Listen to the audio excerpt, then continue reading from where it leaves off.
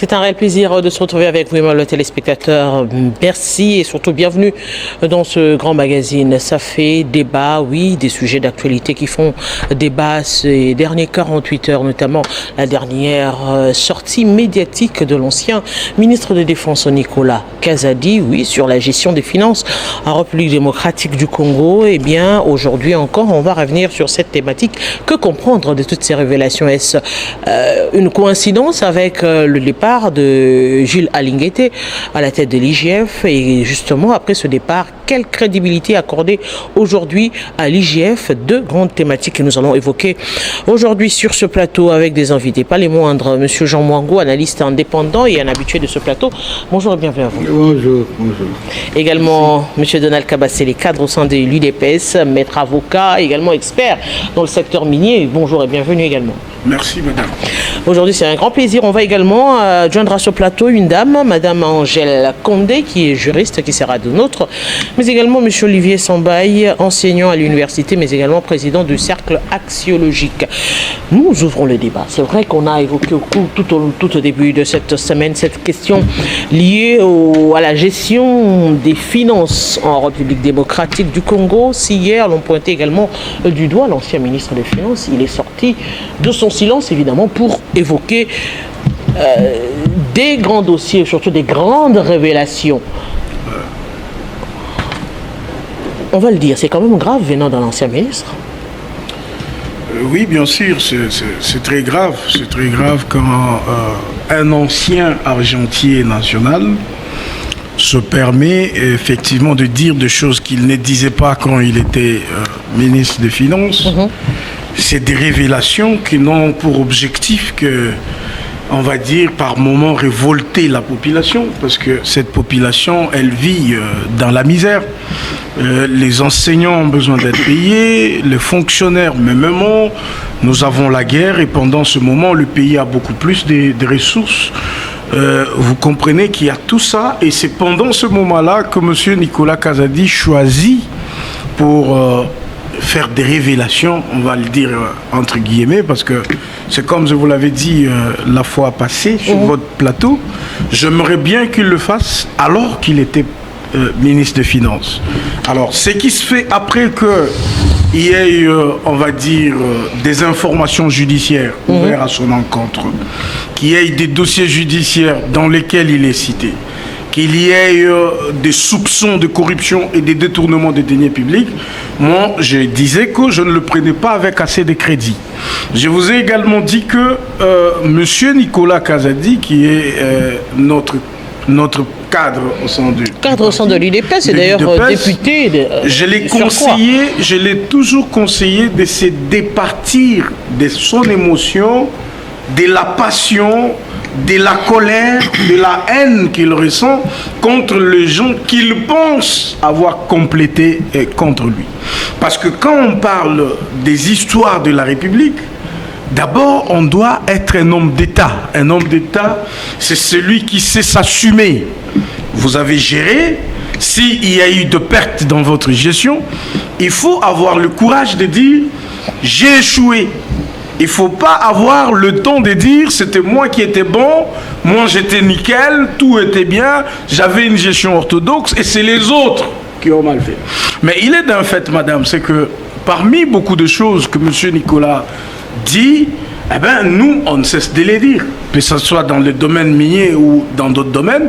Mais l'idée, c'est quoi? C'est d'essayer de combattre cette corruption, essayer de combattre cette mafia, essayer de combattre la fraude, parce que même le président de la République, il décrit le fait que vraiment l'entourage, les collaborateurs, les gens qui sont chargés de faire X ou Y situation, apparemment c'est des gens dépourvus du cœur de servir. Et donc, quand on fait ces critiques, c'est parce que nous estimons que par cette théorie liée à la pratique que nous avons eue avec la petite expertise qu'on peut avoir acquis de gauche à droite, on pense aider notre pays à aller de l'avant. Mais quand vous choisissez, alors que vous avez été gestionnaire, ça veut dire on vous a donné la charge de gérer les finances de notre pays, pour moi, on ne peut pas se prévaloir en alléguant ses propres turpitudes. Vous avez fait des dépenses, vous avez financé des projets, vous avez fait ceci, cela. Après votre mandat, vous commencez à rejeter la faute sur l'autre. Moi, je pense que c'est tout le moins malhonnête. Et donc, surtout qu'il y a beaucoup de contre-vérités, parce que ça ne suffit pas de dénoncer. Par exemple, quand nous dénonçons la mafia qu'il y a dans le mine, on sait vous dire, par exemple, pour mon cas, qu'après une analyse exacte, j'estime que mon pays perd près de 20 milliards de dollars dans le mine. Et je le démontre que les miniers sont complices on va dire, de ces corruptions, de cette fraude, de cette contrebande. Et il y a aussi des acteurs dans nos institutions qui favorisent ces climats-là. Mais quand vous vous mettez à débiter de mensonges, à raconter des choses qui n'existent pas, moi je pense que la justice sera la seule voie indiquée pour que chacun s'exprime. Comme ça, avec de preuves qu'il peut détenir, eh ben, la vérité pourra éclater au grand jour, parce que c'est une question qui a réveillé la curiosité de beaucoup de Congolais, et les Congolais ont besoin d'en savoir un peu plus. Mais justement, puisqu'on parle de la curiosité des Congolais, M. Mwango, M. Kazadi n'a fait que dire ce que tous les Congolais disent de temps en temps. Il n'a fait que dire cela.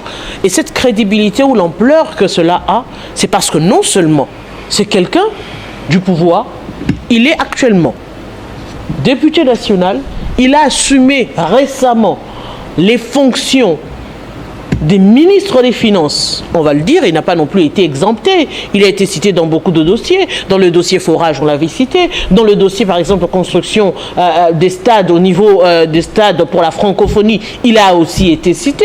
On connaît également l'escalade verbale qu'il a eu à voir avec le ministre de la Justice récemment, même dans ce dossier dit de forage. Alors, c'est toutes ces questions que la population également se pose. Si c'était l'opposition, on allait dire oui, bon, c'est l'opposition. Mais c'est le pouvoir qui le dit. Oui, madame, je suis content que ce soit le pouvoir qui le dise. Parce que, sincèrement, cette manière aussi de discuter au sein de l'Union sacrée, par dénoncer certains faits, c'est un avantage qui prouve qu'il y a un peu l'échange démocratique. C'est vrai que je ne pense pas que Nicolas Kazadi ait parlé avec émotion. Parce que ça a pris du temps, depuis qu'il est parti de son fauteuil jusqu'à aujourd'hui. Cette déclaration était mûrement réfléchie et qu'il sentait qu'il avait des responsabilités de déballer ce qu'il portait sur le cœur. Je crois qu'au sein de l'Union sacrée, des pratiques comme ça de dénonciation doivent être de pratiques courantes pour que non seulement ça ridiculise, mais au moins ça peut porter de correction. Parce que qu'est-ce qu'il y a comme attitude à prendre? Si au sein de l'Union sacrée, qui a un grand homme comme ce monsieur-là, avec des fonctions qu'il a pu assumer, et qui déclare des faits, que ça soit faux ou vrai, déjà nous avons des pistes de comment on peut enquêter. Parce qu'en enquêtant, il s'assume. Il veut juste présenter aux yeux du monde tout ce qui a pu constituer le soubassement de sa motivation à révéler au public ce qu'il a pu présenter. Donc, moi, je suis de l'avis que des discussions, des déclarations, des dénonciations des pareils, pas seulement dans le cadre des révoltés, mais éveillent aussi la conscience des Congolais pour dire, mais finalement, ces gens, ils jouent, ils se moquent de nous. Hein, ils jouent de nous. Et alors, s'ils se jouent de nous, pourquoi il n'y a pas moyen de corriger? Voilà. Donc, Nicolas Kazadi veut corriger avec toute cette équipe de gens que lui a estimé qu'ils étaient en train, entre guillemets, de prôner la jouissance comme mode de gestion. Donc vous voyez que tout le monde peut jouir, mais à des échelles différentes. Mais est-ce que le contexte et le moment étaient propices? Peu importe le contexte. Quand il est allé en France, après qu'il soit démis de ses fonctions, les gens pensaient qu'il ne va pas rentrer. Mais il avait dit, non, ayez vos apaisements, je pars pour raison de maladie, je rentre. Il est rentré.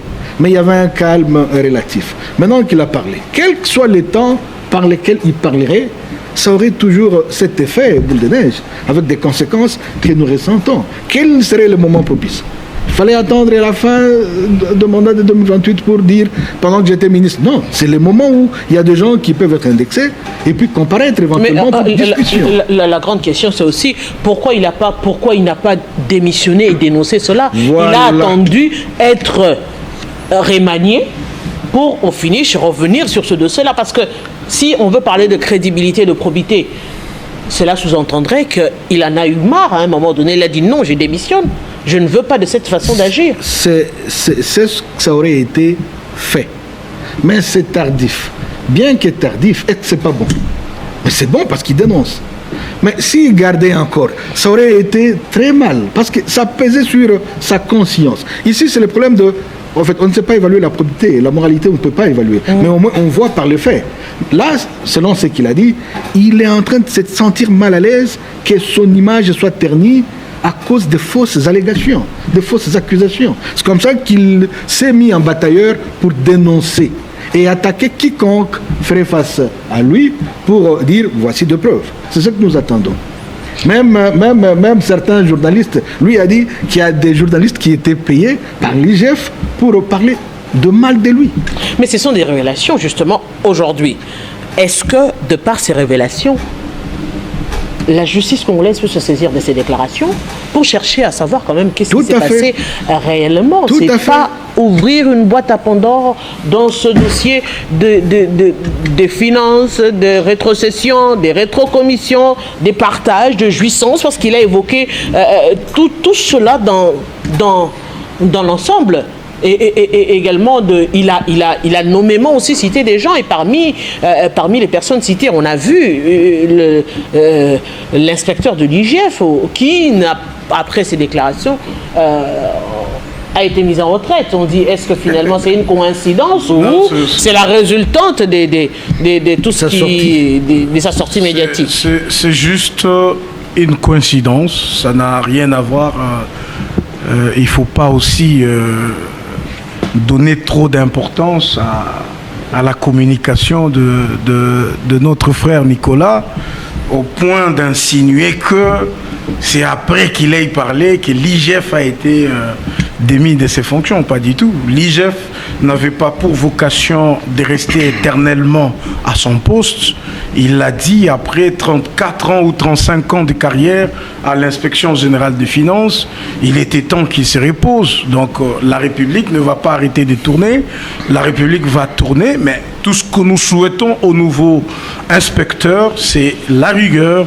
Et effectivement, cette volonté-là de traquer les criminels financiers partout où ils se trouvent jusqu'à leur dernier retranchement. Il ne faut pas qu'on sente qu'il y a un relâchement total.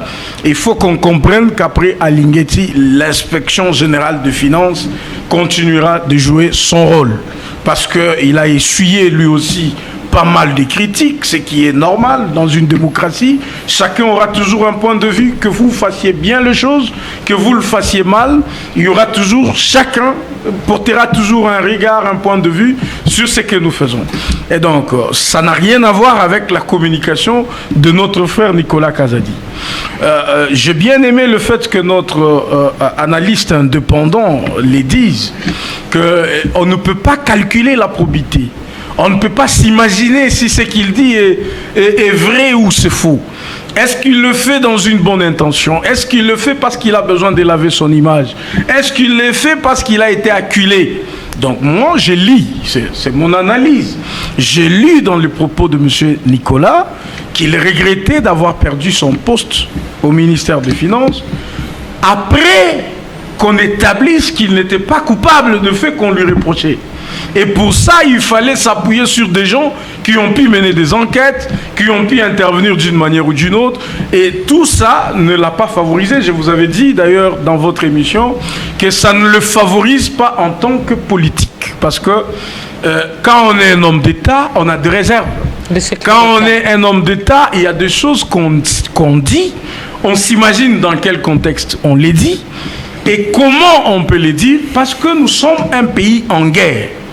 Quelle serait la justification, pendant que le pays est en guerre ici, de vous mettre en tant qu'argentier national et en gérer les finances du pays, utilisant le même langage que les terroristes qui nous combattent, qui disent que le pays est pillé, qui disent qu'il n'y a rien qui est fait, quelle pourrait être la motivation si ce n'est faire exacerber les conflits qui existent? Ce n'est pas les frustrations réelles au sein de l'Union sacrée, justement. Écoute, on sent également on se dit aujourd'hui, si on suit cela également, c'est pas que l'ancien ministre, il y a également les communicateurs de l'UDPS également qui se rébiffent contre le pouvoir en place. On se dit, est-ce que ce n'est pas au finish cette crise profonde au sein de l'Union sacrée où les violons ne savent pas réellement s'accorder, les visions ne savent pas réellement s'accorder, chacun vient avec sa vision et au finish, si l'un veut A, l'autre veut B et les plus forts l'emportent finalement. Non madame, moi je veux vous dire quelque chose. Par exemple, nous venons d'un parti de grande liberté qui est l'UDPS. Vous voyez, dans notre conception de la liberté, chacun est libre de dire ce qu'il pense. Mais ce n'est pas pour autant que vous avez la latitude de dire ce que vous pensez. Après avoir occupé certaines fonctions, il y a des choses qu'on dit et des choses qu'on se demande comment le dire. Vous voyez, nous avons reproché la même chose à l'ancien président Joseph Kabila. Quand il est sorti médiatiquement, il a parlé des histoires qui ont coûté son honneur, qui ont coûté, on va dire, sa crédibilité dans l'opinion nationale parce qu'il a voulu justifier ce que le M23 était en train de faire contre notre pays. La deuxième communication, il a même dit qu'il rentrait au pays à travers l'est du pays alors que tout le monde savait que c'était occupé. Donc, il y a par moment, en tant qu'homme d'État, notre communication doit être scrutée. Si les intentions sont bonnes, tout le monde va accueillir ça comme tel. Voyez-vous, nous, on ne dit pas qu'il n'y a pas de gens qui sont corrompus. Nous, on ne dit pas qu'il n'y a pas de gens qui sont dans des détournements, dans la mafia. On veut que ces gens soient punis. On veut que ça s'arrête. Le président de la République ne se gêne pas de le dire. Il le dit à quiconque veut l'entendre qu'il a besoin des collaborateurs qui peuvent le permettre de relever ce pays. Mais en tant qu'homme d'État, ministre des Finances, ce n'était pas indiqué de raconter des histoires alors qu'on sait que les enquêtes judiciaires avaient été ouvertes, que vous êtes en train d'être auditionné sur certains dossiers. C'est quoi la précipitation d'aller directement appeler les médias pour déballer des histoires? Pourquoi ne pas les dire chez le procureur qui a les dossiers? Il ne veut pas être victime. Il ne veut pas être victime expiatoire. Le seul moyen, c'est de dire à tout le monde déjà tout ce qui se passe. Tous ses collaborateurs qu'il a cités au cours de cette émission pour dire que c'est vrai qu'il y a un problème de collaborateurs. La plupart des gens qui le disent, ils ne peuvent peut-être pas citer nommément, mais ils le disent quand même. Aujourd'hui, c'est cette question. On n'en disconvient pas, madame. Oui. On n'est pas en train de dire le contraire. Mais nous sommes en train de faire des analyses. On essaie de voir la qualité de la personne et les propos que la personne tient. Il n'y a pas de commune mesure. Vous avez géré, assumez-vous. Vous avez perdu, vous avez dilapidé le fonds de l'État, assumez-vous. Personne ne vous avait mis de revolver sous la tempe. Personne ne vous avait forcé de faire quoi que ce soit. Vous étiez ministre. Donc vous ne revenez pas aujourd'hui, après avoir amassé tout ce que vous avez amassé, et puis vous commencez à dire, écoute, c'était pas moi, c'était tel avait fait ceci, il avait fait cela. Non. L'État a, on va dire, l'État est occulte. L'État a son prestige. Quand on est un homme d'État, madame, vous voulez parler de la frustration? Moi, j'ai été élu valablement. À Kananga, quand vous descendez, tout le monde qui peut descendre va trouver que j'étais élu, massivement élu. On m'a invalidé injustement à la Cour constitutionnelle. La frustration voudrait que moi aussi je me tienne à parler. Mais si c'était lui, j'imagine qu'il dirait n'importe quoi. J'ai choisi de me taire. J'ai vu que c'était injuste ce qu'on m'a infligé. Je me suis dit, ça ne méritait pas ma parole. Autant me taire jusqu'à la fin et voir comment ça va se passer. Donc, il y a moyen de gérer nos frustrations. Même si on a raté d'être ministre, même si on a raté d'être député, même ce qui est plus important, c'est l'État. C'est la population qu'on pense servir. C'est quelles sont les recettes, quelles sont les ressources, quelles sont les stratégies que nous mettons en place pour que le politique public que nous mettons en jeu produisent les résultats attendus. Est-ce que cela ne ressuscite pas la question de la gestion des partis et regroupements politiques? Parce que finalement, on se dit, aujourd'hui, il n'y a pas eu des réglementations comme telles. C'est vrai que les gens viennent, adhèrent à l'Union sacrée, mais avec quel principe? Avec quelle discipline aujourd'hui? Parce que c'est vrai, la question de la discipline va revenir. Parce qu'en principe, vous l'avez dit que du temps du FCC, c'était de l'obligation, on ordonnait aux gens ceci, il y avait des obligations. Mais est-ce qu'aujourd'hui, ce n'est pas justement ce manque de réglementation qui manque au sein de l'Union sacrée? Oui, c'est vrai, parce que quand l'Union sacrée a été créée, chacun des partis politiques est venu avec eu et coutume. C'est comme ça une sorte de mélange pour qu'on suive une certaine vision, mais sans planification au préalable. Ça, c'est un fait. Et cela doit apparaître à chaque fois qu'il n'y a pas accord. Il y aura toujours des petites dissensions sur la manière de percevoir la chose. Mais je reviens sur ce que M. Donald t'a dit. Vous avez dilapidé, assumez-vous. Vous avez amassé, assumez-vous. Ça me plaît un peu cette phrase-là. C'est vrai que nous sommes en période de guerre. Mais ce n'est pas aussi parce qu'il y a la guerre qu'on ne peut pas dénoncer.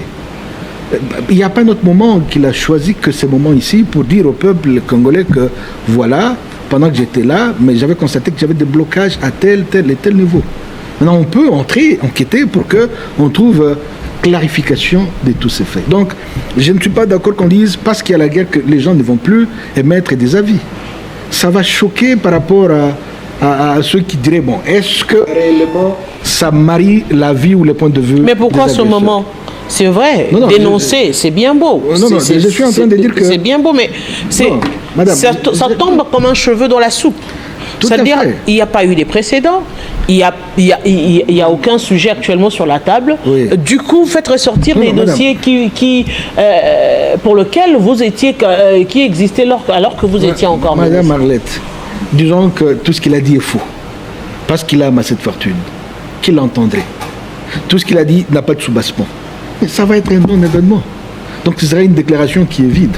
Mais si on sent qu'il y a des âmes qui sont choquées, c'est alors que ça va remonter de la surface pour dire, depuis le précipice, pour dire, ah voilà, les gens sont choqués parce que ce qu'il a dit est vrai. Donc c'est le temps de vérifier, le temps de mener des enquêtes pour qu'on établisse des responsabilités afin qu'on dise, en tout cas, si monsieur a menti. Et je crois que ce qui peut plus aider les gens à ce stade-là. Et s'il a aussi amassé frauduleusement, ce sera l'occasion de l'arrêter. Donc lui-même se met comme sacrifice pour qu'il soit sacrifié. Mais il a dit dans ses déclarations, il a dit, nous partageons.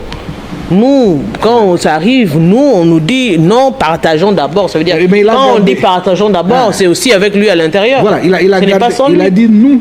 Mais il a gardé l'autre partie parce qu'il n'a pas cité des noms de gens. Donc ce serait l'occasion, quelle que soit la situation de guerre, l'occasion qu'ils disent clairement que voici ce qui a pu bloquer, c'est parce qu'il y a eu ça, il y a eu ça. Et parmi ceux-là qui ont pu bloquer, il a cité le nom de Jules Alenguete comme manipulateur.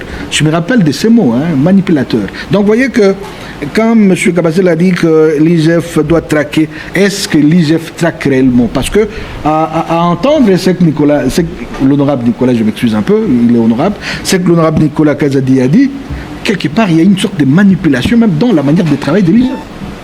Selon ce qu'il a pu mettre comme nourriture, comme consommation sur la table. Tout le monde peut dire, est-ce que cela ne vient pas jeter du discrédit à l'IGF quand même? Voilà, c'est vrai, il faudrait faire une dissociation entre l'inspecteur et la structure. Maintenant, il avait problème avec la structure et l'inspecteur, ou seulement avec l'inspecteur. Parce qu'ici, il a dit, beaucoup d'enquêtes étaient de manipulation. Est-ce que quand il y a manipulation, c'est qu'il y a trucage? Et quand il y a trucage, c'est que désormais, on ne peut plus se fier aux résultats de l'IGF. Donc, quelque part, il y aura de conséquences en continu. Et pour arriver à clarifier, c'est que l'honorable Nicolas Kazadi doit faire, comme honorable député, qu'il nous fasse une commission, parce que l'IGF n'est pas aussi au-dessus de la loi, une commission à l'Assemblée nationale pour qu'on aille aussi enquêter l'IGF. Parce que les 5 ans depuis que M. Alenguete est à la tête, je ne pense pas que l'IGF a fait objet de contrôle. Est-ce qu'il n'y a pas moyen que désormais l'IGF aussi soit soumise à un contrôle systématique? Est-ce que vous savez que l'IGF dépend directement de la présidence? Non, on est en train de penser que justement, les fonctions de l'IGF entrent dans les prérogatives de l'Assemblée nationale. les contrôles, les audits, les ceci, les cela. Mais maintenant, finalement, si l'IGF dépend de la présidence, c'est quelque part, l'honorable Nicolas a raison de dire, cet homme a manipulé la présidence pour que je me retrouve là où je suis aujourd'hui. Mais s'il n'y a pas que ça, qu'on permette également des contrôles, si on ne va pas trouver aussi des failles au sein de gestion de cette grande institution des finances.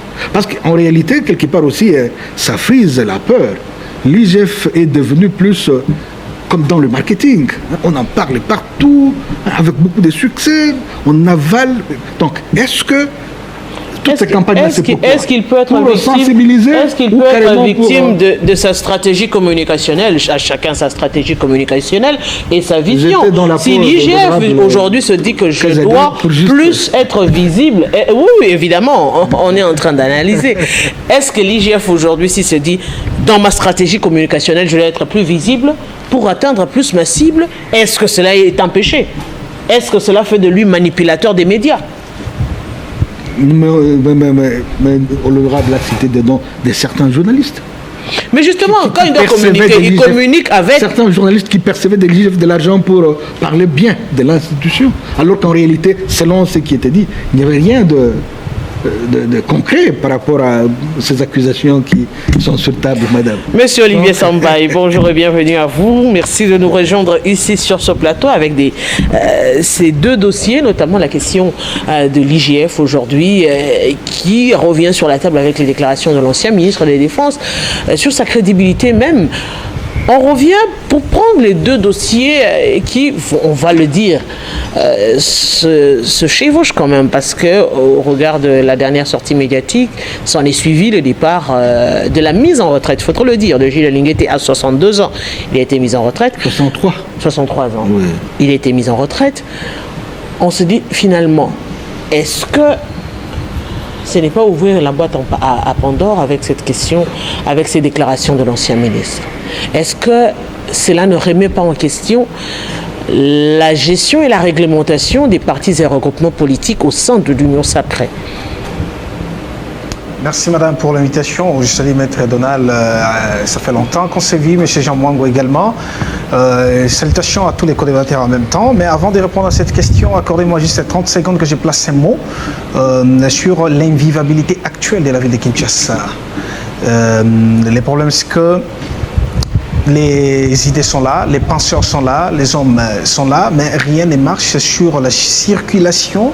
Et la situation est devenue tellement invivable, c'est comme si nous étions tombés dans une sorte de constipation intellectuelle où on ne savait pas produire des idées pour résoudre ces problèmes qui datent d'il y a plus de 2 ans. L'invivabilité et la circulation, ça a un impact sur la santé mentale, ça a un impact sur l'économie, ça a un impact sur la vie des sociétés et aussi la vie individuelle.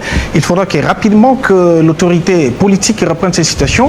C'est ainsi que j'organise une conférence le 26 mai pour essayer un peu de façon scientifique de réunir tous ceux qui peuvent réfléchir sur la manière dont on peut résoudre ces problèmes en attendant ce qu'on puisse construire des routes secondaires et les réhabiliter.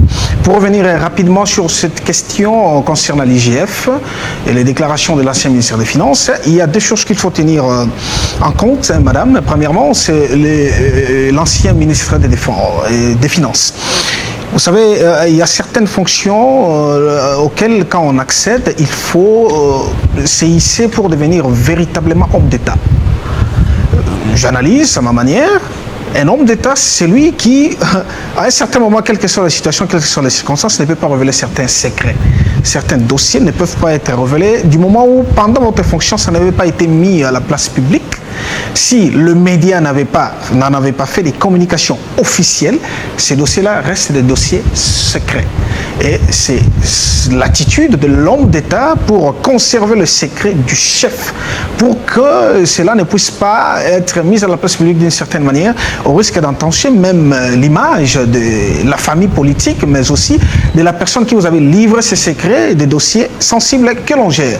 Je prends les cas parfois, lors des conseils des ministres, il y a des questions contre le huis clos, on fait sortir tous les médias parce qu'il s'agit des questions de l'État et qu'il ne faudrait pas que les médias soient au courant. On choisit ce qu'il faut mettre à disposition du public au travers de la communication bien orientée du ministre de la communication porte-parole du gouvernement. C'est ce qui se passe. Et là, nous avions assisté à une sorte d'exposition des secrets d'État de la part de l'ancien ministre des Finances. Là, c'est le premier élément qu'il faut souligner. Le deuxième élément, c'est que, réfléchissons, c'est comme si c'est un règlement des comptes latent qui n'est pas clairement exprimé. Dans ce sens qu'il faut choisir les médias.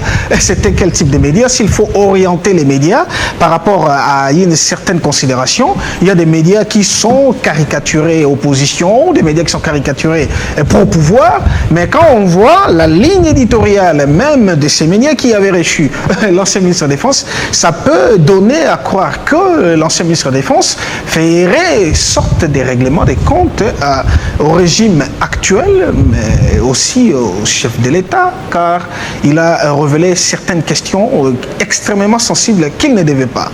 Troisième élément, en ce qui concerne IGF. Alors, le remplacement de l'inspecteur général des finances, vous comprendrez que la raison est clairement justifiée pour dire que non, c'est la mise en retraite. Comme vous le savez, il y a aussi les retraites anticipées. Ça existe. Et quand quelqu'un prend la retraite anticipée, il peut se faire remplacer.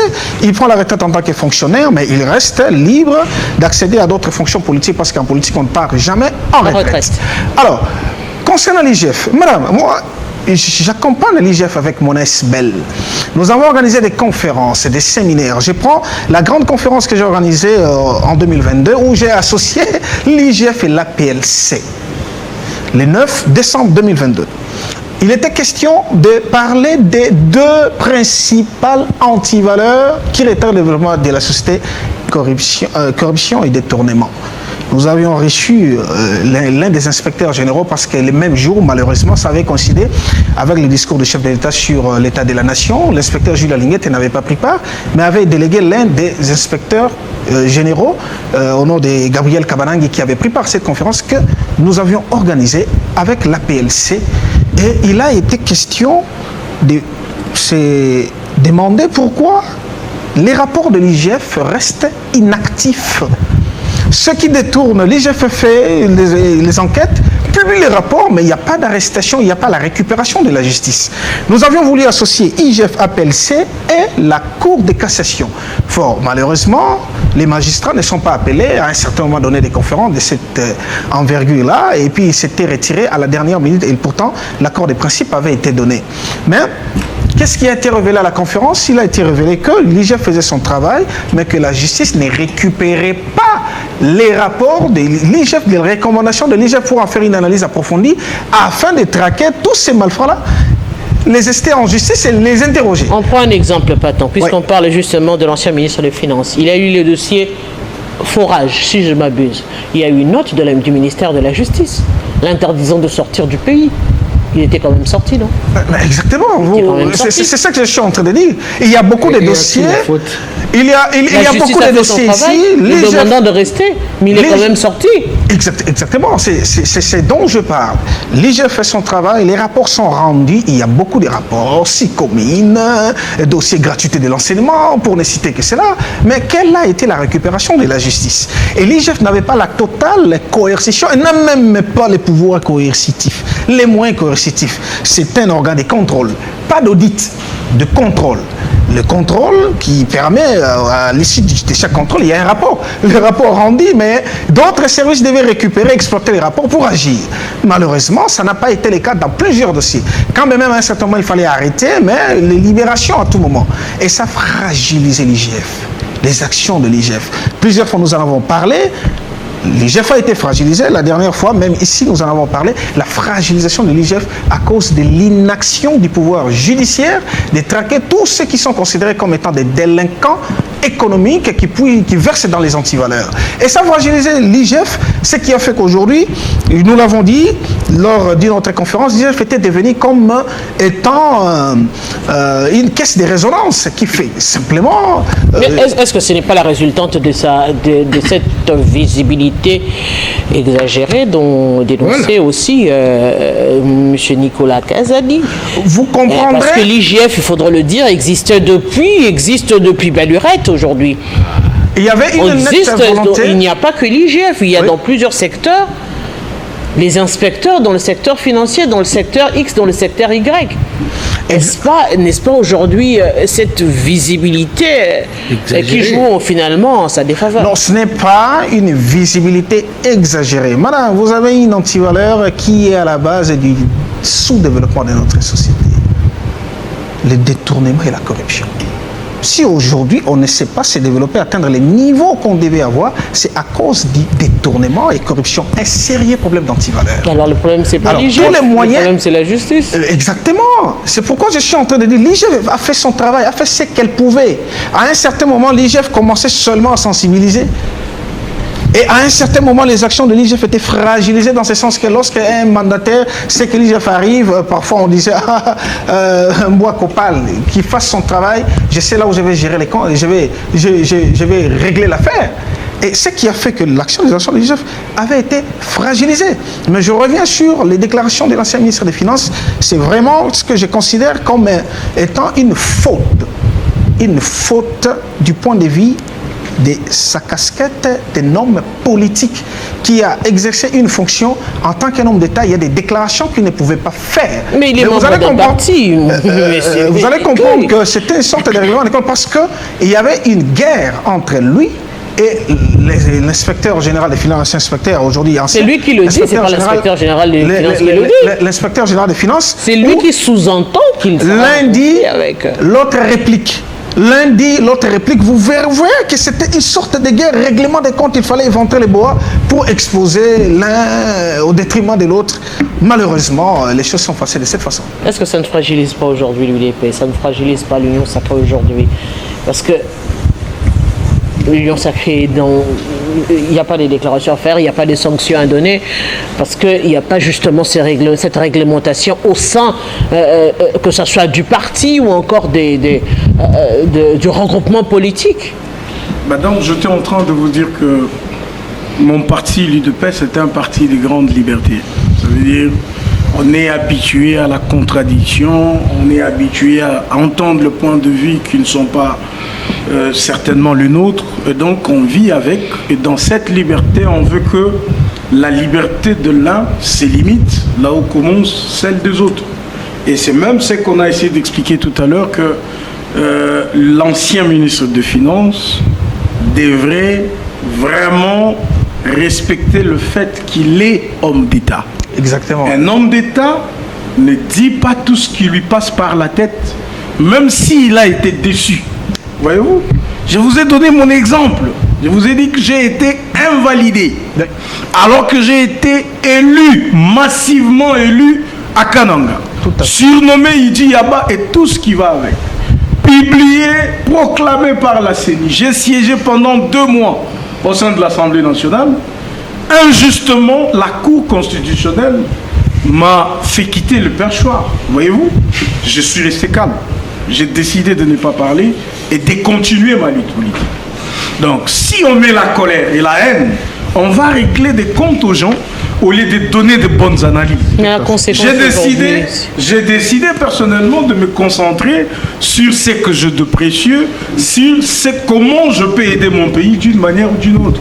Vous voyez, c'est ce que Nicolas ne conçoit pas. Ça veut dire, je vous ai dit tout à l'heure, il s'est vu éjecté du ministère des Finances, accusé par tel ou tel, et il estime que c'est à cause de ces gens qui se retrouvent dans cet état, et la conséquence, c'est qu'il doit maintenant taper sur eux. Et donc, ça n'a rien à voir avec la retraite de l'IGF. Et je voulais rappeler que la retraite de l'IGF, elle n'est pas anticipée, pas du tout. Si vous lisez bien la loi, je pense que ça doit être la loi numéro 41003 de 1991, cette loi qui organise les conditions de mise en retraite. Les années de service. Voilà, les années de service. Donc, il y a deux conditions. C'est soit l'âge, il a 60 ans. Les années de service. Vous voyez, c'est pas ça. Mais c'est aussi l'ancienneté requise dans le service. Je crois que c'est plus ou moins Il a fait plus de 35 ans, alors que la loi parle de 30 ans. Vous voyez. Donc, il est éligible. Non, il a apuré. Hein, et lui-même, apparemment, il était aussi fatigué d'avoir tellement traqué les coupables, on va dire les criminels, de les avoir fait coffrer pour certains. Et il sait également attirer beaucoup de jalousie. Ça, c'est une vérité. Quand vous luttez contre la mafia dans un pays comme le nôtre, contre le détournement des deniers publics, contre la corruption et contre tout ça, cette mafia est tellement organisée, elle a des racines. Donc les membres de la mafia vont s'organiser pour vous faire mal. Et ça, c'est une vérité. Voilà pourquoi nous le disons au président de la République, que les gens qui combattent ce genre d'antivaleurs, la corruption, les détournements des deniers publics, la mafia et la fraude, c'est des gens à protéger. Parce que la mafia est tellement forte qu'elle peut créer, monter des histoires, manipuler, de machination, tout ça seulement pour faire tomber la tête de celui qui essaye de tonner devant la mafia. Voyez-vous? Et donc ça, c'est aussi vrai que l'IGF doit avoir subi ça. Peut-être Nicolas aussi, il a subi ça. Mais peut-être qu'il a orienté les choses de sa manière. Peut-être qu'il était aussi réglo qu'il l'a dit, qu'il était aussi correct, qu'il voulait que les choses reviennent. On lui reprochait également cette rigueur exagérée. Même quand le chef de l'État donne des ordres, il ne veut pas débloquer les finances. Lui aussi a été acculé. Une chose est vraie, c'est que nous devrions, quel que soit Alpha, lutter contre la corruption, les détournements des deniers publics, la fraude, la contrebande dans le mine. Ça doit constituer notre cheval de bataille. Sinon, nous n'aurons pas de ressources, ni pour relancer notre économie, ni pour financer nos services, ni pour faire la guerre. Je rappelle, madame, qu'à l'époque de la Deuxième Guerre mondiale, qui a fait près de 60 millions de victimes, l'Europe, son économie est tombée en faillite. Il fallait que les Américains leur proposent le plan Marshall pour relancer l'économie européenne. Nous sommes en guerre. Nous sommes en guerre, la guerre nous demande beaucoup plus. Mais est-ce qu'on se pose des questions sur après-guerre, après avoir dépensé tous ces milliards de dollars, qu'est-ce qu'on fait de notre économie? Donc, on a besoin de ressources, suffisamment de ressources. Et pour avoir ces ressources-là et les orienter de la manière la plus régulière, il fallait qu'une lutte soit acharnée contre les antivaleurs. Et ça doit continuer, même avec les nouveaux inspecteurs généraux de finances. Mais la résultante actuellement, après toutes ces déclarations, Nicolas Kazadi sera poursuivi, sera entendu. La justice congolaise va se saisir, s'auto-saisir de ces déclarations pour lancer les enquêtes et finalement savoir qu'en est-il exactement. Ou, puisqu'on parle des questions d'État, ça sera étouffé et puis on va passer à autre chose. D'ailleurs, je commence par demander aux collègues ici, co-débatteurs, beaucoup de fois, il y a des gens qui pensent qu'il faut garder discret pour être homme d'État. Moi, j'étais en train, par contre, de penser qu'un homme d'État, c'est celui dont le leadership profite à des générations. Les actes posés ont été grandioses. Que être homme d'État, c'est limité juste à garder discret des détournements ou dénoncer. Ça doit être au-delà de ça. Pour le cas actuellement, moi, je pense que dénoncer publiquement ce que l'honorable Nicolas a fait, il passe non seulement des courageux, mais un homme d'État. Parce que cette manière-là de mettre à jour toutes ces accusations, ça va aider la justice à traquer justement et à recouvrer l'ensemble des fortunes qui pourraient se dilapider. Parlons par exemple de ce qu'il a dit, que des 4 milliards, il est allé à 16 milliards. C'est exponentiel, c'est grand. Mais par contre, il dit, cet argent aurait servi à réglementer tout ce qu'il y a comme la guerre, les projets. Mais au cours, pendant qu'il était en train d'estimer que ça aurait aidé, immédiatement, il y avait des projets qui tombaient, qui limitaient l'exécution de ce qu'on pouvait avoir comme projet. Donc, vous voyez que lui voulait poser des actes qui allaient se vivre même dans le futur. Il voulait être un homme d'État dans sa vision. Mais malheureusement, il a été mal entendu. Donc, actuellement, la seule manière de lui donner raison, mais aussi, il y a ce statut de député national. Il est immunisé. Donc il faut vraiment que la justice commence à enquêter et que lui va être un témoin. Il va fournir des renseignements pour aider cette justice à tomber sur tout ce que ça peut donner.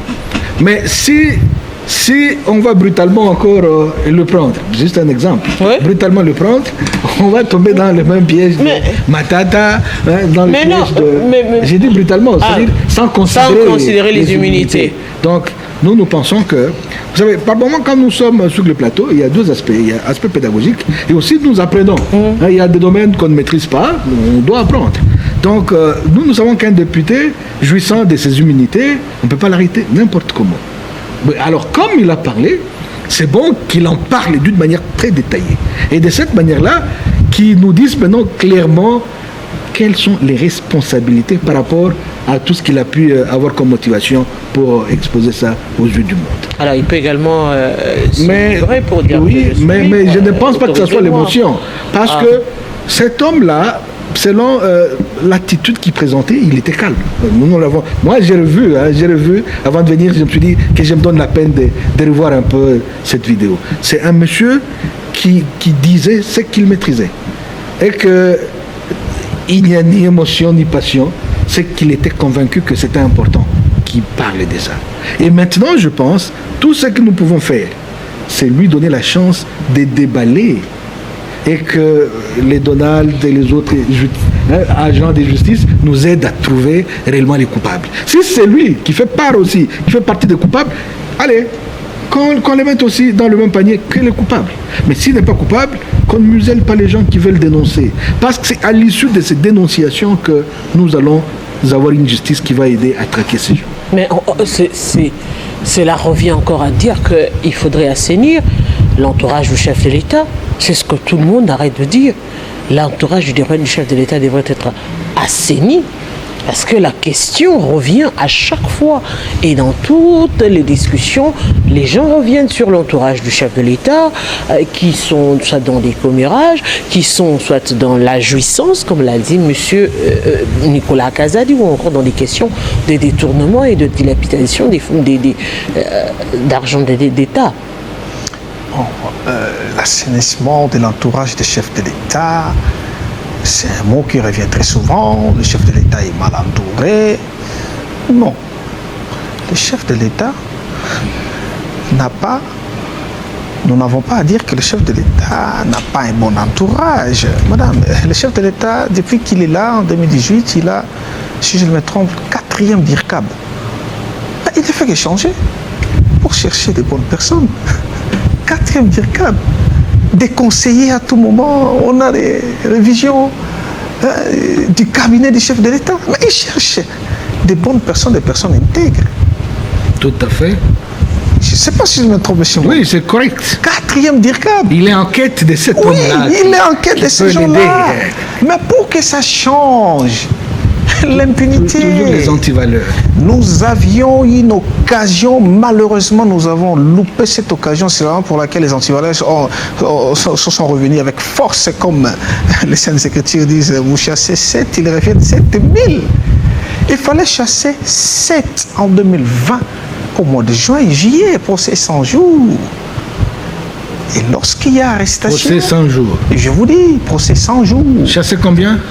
Non, quand je dis, c'est une métaphore. C'est une métaphore. Il fallait de chasser les démons. Donc. C'est une métaphore. Et lorsque vous chassez 7, ils reviennent 7000. Voilà. Alors, vous avez cette situation qui pouvait, en tout cas, ouvrir la voie à la véritable instauration de l'état des droits. Fort malheureusement, arrestation, quelques temps après, total acquittement, reprise des affaires publiques. Mais, plutôt que ça s'arrête seulement là, IGF rapporte, il n'y a rien qui suit. Qu'est-ce que vous voulez? Qu'est-ce que vous voulez? Mais ceux qui viennent vont aussi emboîter les pas, tomber dans les antivaleurs, sachant que je vais passer par ici, là où les autres étaient passés, et on ne me fera rien. C'est ça la situation. Il peut beau changer. Si on ne change pas les systèmes, nous allons tourner à rond. et la situation restera telle qu'elle. Le pays va souffrir de décollage. Combien de projets, madame? IGF a enquêté sur les projets 100 jours, a enquêté sur le projet 145 territoires, a enquêté sur les projets Chile-Gelou, a enquêté sur le projet Kinshasa Zéro Tour. Mais les rapports, lisez les rapports de l'IGF, madame, ce sont des rapports documentés. Les inspecteurs de l'IGF sont des inspecteurs outillés en matière de contrôle, en matière d'audit, parce qu'il y a aussi l'audit au sein de l'IGF, mais ce n'est pas un organe d'audit, mais des contrôles. Lorsqu'ils fournissent les rapports avec des éléments probants, ce sont des rapports très fournis, très documentés, de telle sorte que même si vous n'êtes pas expert, vous allez comprendre, vous maîtrisez la logique, vous comprendrez que la faute se trouve à ces niveaux.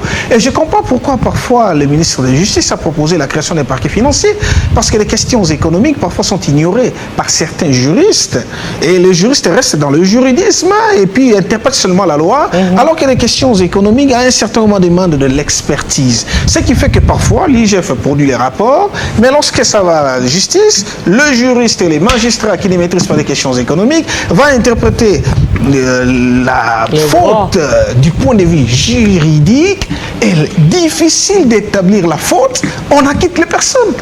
C'est justement ça le problème. Lorsqu'on a un parquet financier, vous avez des juristes aguerris économiquement qui maîtrisent des questions économiques, ajoutant à cela le droit. C'est ce qui se passe à la Cour des comptes. vous avez des magistrats, des procureurs près de la Cour des comptes qui maîtrisent aussi des questions économiques.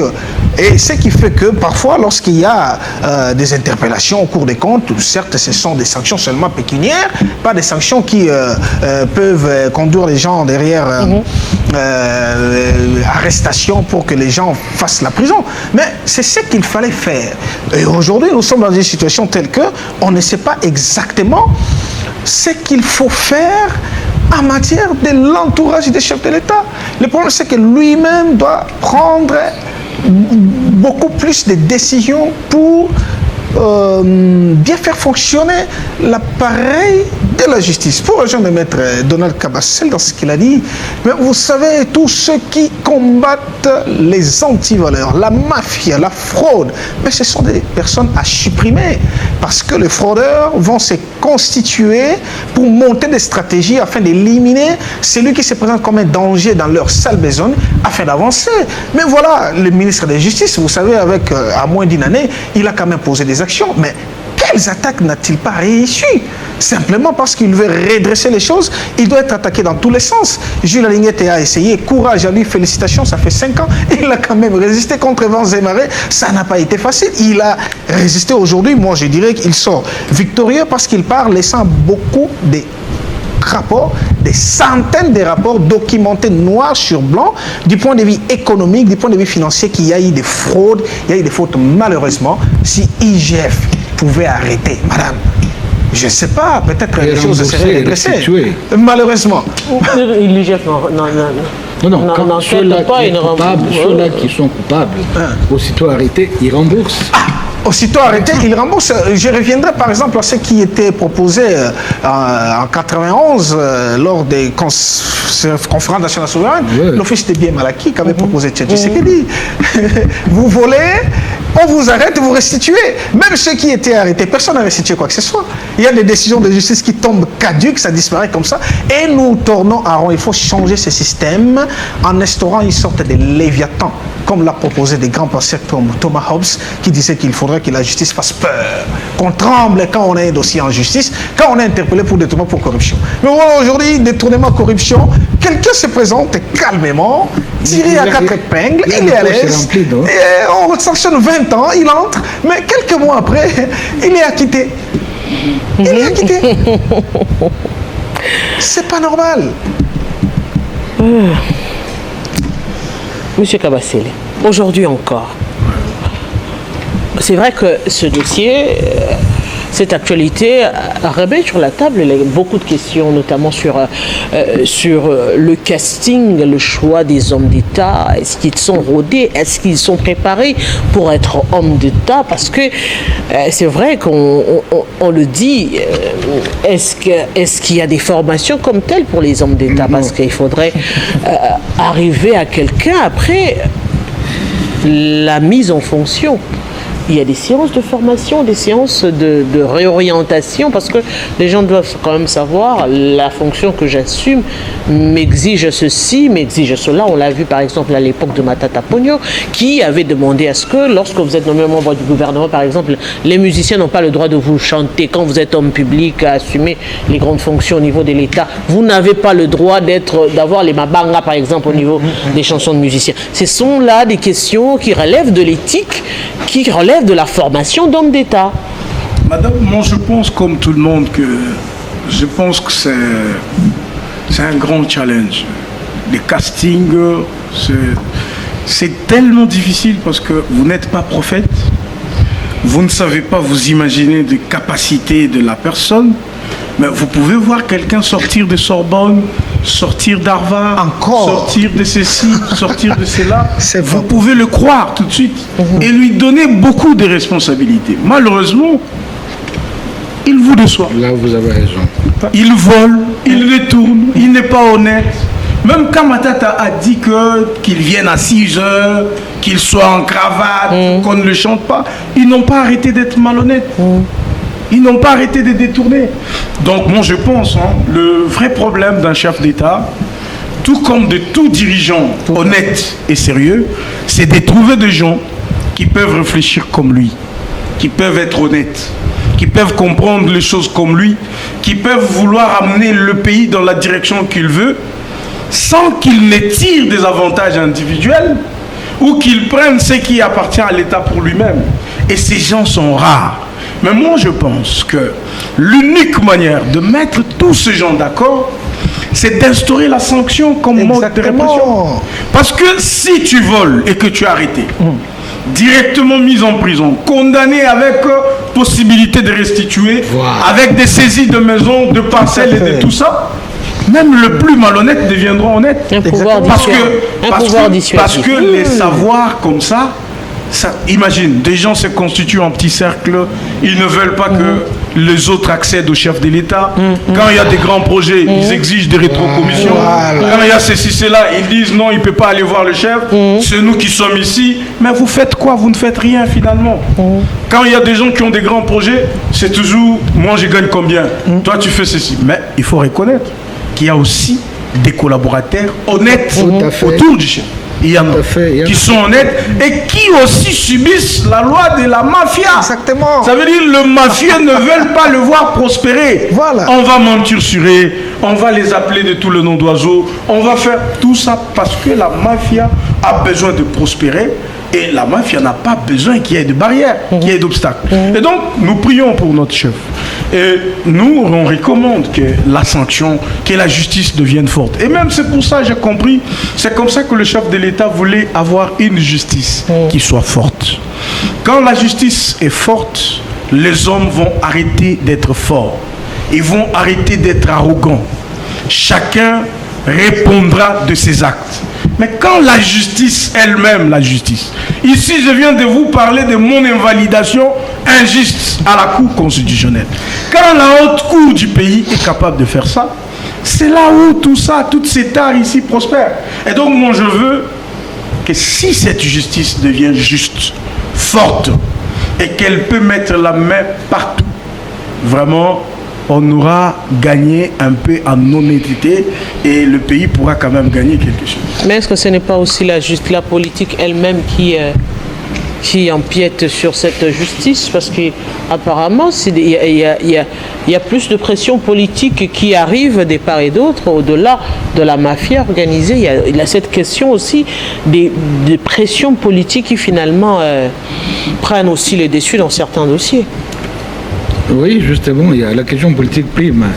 C'est même les primats, parce qu'actuellement, comme nous le disons, quiconque veut aller en dehors de cette vision de l'union sacrée peut immédiatement être martelé, alors qu'en réalité, l'union sacrée aurait constitué une sorte de classe, où il y a des discussions avec des avis divers, pour qu'on atteigne la vision du chef de l'État. Sincèrement, je marie l'idée de M. Donald Kabasele que si on arrivait à asseoir une justice qui soit capable, cette fois-là, honnêtement, justement, de traquer les coupables, et pas seulement les mettre en prison, surtout restituer. Parce qu'on ne peut pas comprendre que quelqu'un... Nous sommes dans un pays où quelqu'un peut avoir 500 millions de dollars pour son compte.